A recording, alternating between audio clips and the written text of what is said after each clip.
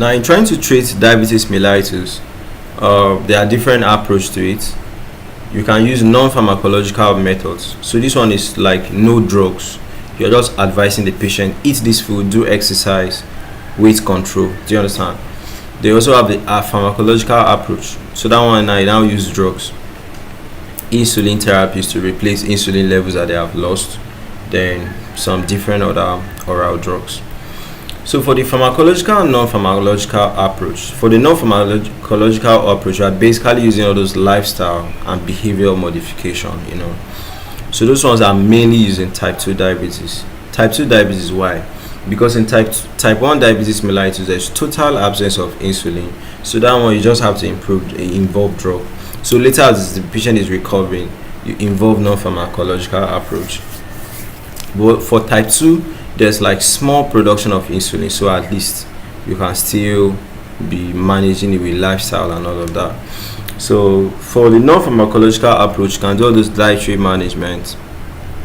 So balanced diet will control carbohydrate intake, increase fiber, fruits, vegetables, lean proteins, limit refined sugars and saturated fats and processed foods. The portion control and meal planning,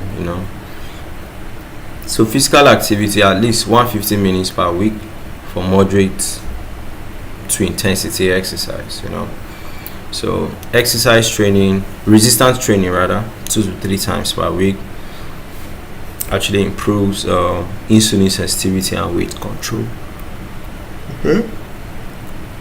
Weight management is also all about exercise and hitting a low weight, So education, they educate the patient very well on probably how to use all those glucometer, the type of food they'll be eating.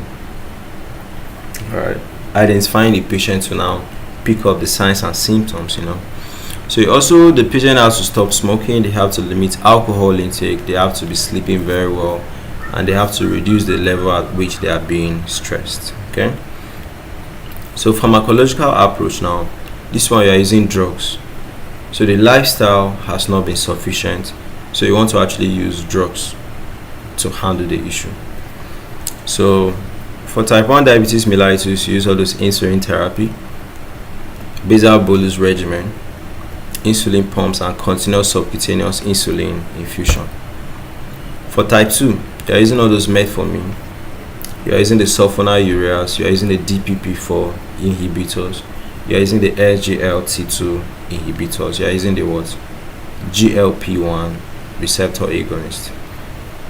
Then the Thiazolidinediones, okay? Then also insulin therapies. Alright, so this is what we got for if you want to actually manage diabetes mellitus. This is everything you have to actually go around with.